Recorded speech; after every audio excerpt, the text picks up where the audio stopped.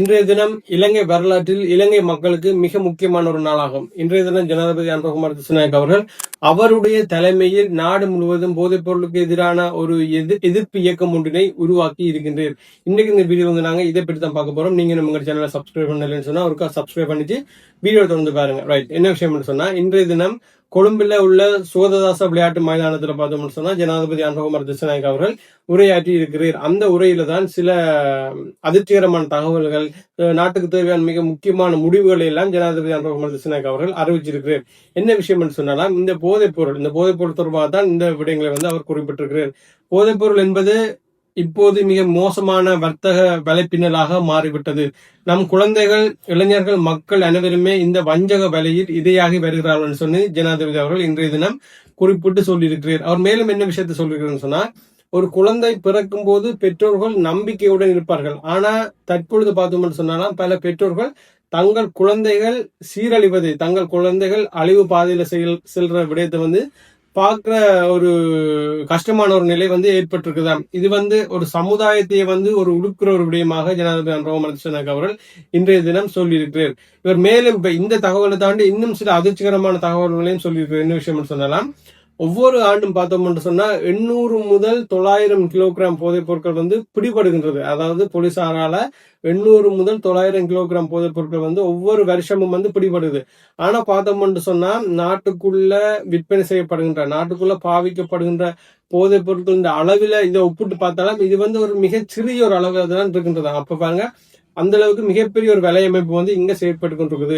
பல குற்றச்செயல்களில் ஈடுபடுறாக்கள், பல கொலைகள், வன்முறை சம்பவங்கள் ஈடுபடுறாக்கள், இதுக்கு எல்லாமே வந்து அடிப்படையான காரணமா இது இருக்குன்னு சொல்லி பார்த்தோம்னு சொன்னா இந்த போதைப் பொருள் வியாபார விலையமைப்பு தனம் அடிப்படையான காரணமாக இருக்கின்றது. இதுல இன்னும் சில அதிர்ச்சிகரமான தகவல்களையும் சொல்லியிருக்கிறேன். என்னன்னு சொன்னாலாம், இந்த குற்றச்செயல்களில் ஈடுபடுற, இந்த போதைப் பொருள் வியாபாரத்தில் ஈடுபடுற, இந்த குற்றச்செயல்களில் ஈடுபடுற நபர்கள் எல்லாம் பார்த்தோம்னு சொன்னாலும் அரசின் ஆயுத களஞ்சிய சாலையிலிருந்து துப்பாக்கிகளை வந்து எடுத்திருக்கிறாங்க. இதுவரைக்கும் பார்த்தோம்னு சொன்னா 73 T56 துப்பாக்கிகள் அரசின் ஆயுத களஞ்சிய சாலையிலிருந்து காணாம போயிருக்கு. அரசின் ஆயுத களஞ்சிய சாலைன்னு சொல்றது ராணுவ முகாம்கள், ராணுவத்தின் ஆயுதங்கள் வைக்கிற இடங்கள், இப்படியான இடங்கள்ல இருந்து காணாம போயிருக்கு.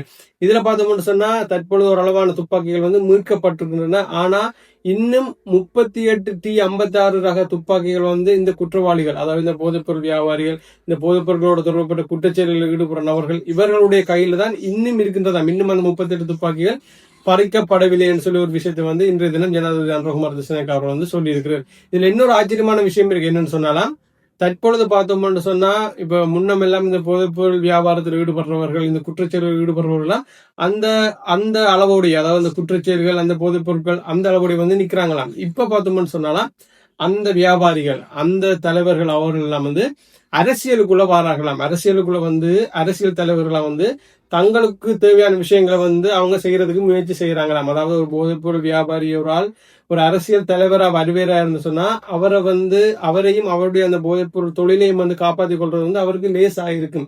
அப்ப பார்த்தோம்னு சொன்னா தற்பொழுது இப்ப அதற்கு முயற்சி செய்கிறார்களாம். ஆனா இந்த அவர்களுடைய இந்த அரசாங்கமானது அதுக்கு ஒருபோதும் அனுமதிக்க போவதில்லையா, அதுக்கு ஒருபோதும் இடம் கொடுக்க போவதில்லைன்னு சொல்ற விஷயத்தை வந்து இன்றைய தினம் ஜனாதிபதி அனுரகுமார் திசாநாயக்க அவர்கள் வந்து கொழும்புல நடைபெற்ற விழாவில் கலந்து கொண்டு சொல்லி இருக்கிறார். இதுல இன்னொரு ஆச்சரியமான விஷயம் இருக்குது. இப்ப இந்த போதைப்பொருள் வியாபாரிகளுக்கு எல்லாம் பார்த்தோம்னு சொன்னா காவல்துறை அதிகாரிகள்,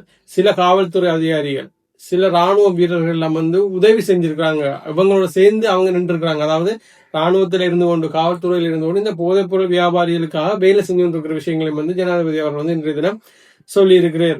ஜனாதிபதி அனுரகுமார் திசாநாயக்க அவர்கள் இந்த இளைஞர்களை, அதாவது இந்த போதைப் பொருளுக்கு அடிமையான இந்த இளைஞர்களை மீட்டெடுப்பது தொடர்பாகவும் நிறைய விஷயங்களை வந்து சொல்லியிருக்கிறார். அதாவது இந்த போதைப்பொருள் முந்தியெல்லாம் பார்த்தோம்னு சொன்னாலும் இளைஞர்கள் விளையாட்டோட நிற்பாங்க, விளையாட்டு, கலை, இலக்கியம் இப்படியான விஷயங்களோட நிற்பாங்க. இப்ப பார்த்தோம்னு சொன்னா பெரும்பாலான இளைஞர்களை பார்த்தோம்னா, பெரும்பாலான இளைஞர்கள் நான் ஏன் சொல்றேன்னு சொன்னா பெரும்பாலான இளைஞர்கள் இருக்கிறார்கள். பெரும்பாலான இளைஞர்கள் இந்த போதைப் பொருட்களோடையும் இந்த போதைப் பொருட்கள் வியாபாரிகளோடையும் வந்து நிற்கிறார்கள். இந்த விடயம் வந்து இனிமேல் வந்து மாற்றப்பட வேணுமாம். அதாவது இளைஞர்கள் மீண்டும் இந்த கலை, இசை, படைப்பாற்றல் இப்படியான விஷயங்களுக்குள்ள, விளையாட்டுத்துறை இப்படியான விஷயங்கள்ல வந்து ஈடுபட வேண்டும்னு சொல்லியும், இப்படி போதைப் பொருட்களுக்கு அடிமையான இளைஞர்களுக்கு வந்து இந்த மறுவாழ்வு நிலையங்கள் வந்து ஏற்கனவே நாட்டில் இருக்குதான், ஏற்கனவே நாட்டில் திறக்கப்பட்டிருக்கின்றன. அப்படி திறக்கப்பட்டிருக்கிற அந்த மறுவாழ்வு நிலையங்கள்ல போய் அவங்க வந்து சிகிச்சை பெற்று அதுல இருந்து வெளியால வரணும்னு சொல்லி ஜனாதிபதி அவர்கள் வந்து இன்றைய தினம் சொல்லியிருக்கிறார். அடுத்த முக்கியமான விஷயம் என்னன்னு சொன்னா, நாட்டுக்குள்ள இருக்கிற இந்த போதைப்பொருள் வியாபாரிகள் வந்து என்ன செய்யறாங்கன்னு சொன்னா, இப்போ ஒரு போலீசார் வந்து ஒரு போதைப்பொருள் வியாபாரி தேடினா அவர் வந்து என்ன செய்யறதுன்னு சொன்னா, உடனடியாக நாட்டை விட்டு தப்பிச்சு போறாரு. நாட்டை விட்டு தப்பிச்சு இன்னொரு நாட்டுல போய் அங்க இருந்து கொண்டு அவருடைய வேலை அமைப்பின் மூலமாக அந்த வேலையை வந்து இங்க செஞ்சு கொண்டிருக்கிறார். ஆனா இனிமேல் பார்த்தோம்னு சொன்னாலாம் அந்த விடயமும் நடைபெறாது. இந்த போதைப்பொருள் வியாபாரிகள் நாட்டை விட்டு தப்பியோடவும் முடியாதுன்னு சொல்லி விஷயத்தை வந்து சொல்லியிருக்காரு. அதற்காக, அதாவது இந்த போதைப்பொருள் வியாபாரிகள் நாட்டை விட்டு தப்பி ஓடாமல் இருக்க வேண்டும்ன்றதுக்காக ஒரு விஷயம் வந்து செய்யப்பட்டிருக்குது. என்னன்னு சொன்னா, நேஷனல் ஆபரேஷன் சென்டர் சொல்லி தேசிய செயல் மையம் சொல்லி விடயத்தை வந்து தொடக்கி இருக்கிறாங்க. அதுல பார்த்தோம்னு சொன்னா சுங்கத்துறை, குடிவரவு, ராணுவம், உளவுத்துறை, காவல்துறை, இப்படி பல துறைகளை சேர்ந்த அதிகாரிகள் எல்லாம் ஒன்றிணைஞ்சுதான் இந்த விஷயத்தை வந்து ஆரம்பிச்சிருக்காங்க. இனிமேல் பார்த்தோம்னு சொன்னா இந்த போதைப்பொருள் வியாபாரிகள் நாட்டை விட்டு தப்பியும் ஓட முடியாத நிலை வந்து ஏற்படுத்தப்பட்டிருக்கின்றது. நாட்டை விட்டு இந்த போதைப் பொருளை முற்றாக அளிப்பதற்கு அரசு இயந்திரங்கள், அரசு அதிகாரிகள், அரசு மட்டும் செயற்பட்ட போதாது, மத தலைவர்கள், ஊடகங்கள் இவங்களுடைய சப்போர்ட் வேணும் என்று சொல்லி ஜனாதிபதி அவர்கள் வந்து கேட்டுக்கொண்டிருக்கிறார். இது வந்து அரசின் போராட்டம் இல்லை, இது வந்து மக்களின் போராட்டம் என்று இன்றைய தினம் ஜனாதிபதி அவர்கள் வந்து அறிவிச்சிருக்கிறார். இப்ப பார்த்தோம்னு சொன்னா ஜனாதிபதி அனுரகுமார திசாநாயக்க அவர்கள் இதுவரைக்கும் ஆற்றின உரை எல்லாமே பார்த்தோம்னு சொன்னா இதுல பெரும்பாலான விஷயங்கள் வந்து அரசியல் தொடர்பாகவும் நாட்டின் அரசியல் கட்டமைப்பு தொடர்பாகவும் தான் இருக்கின்றது.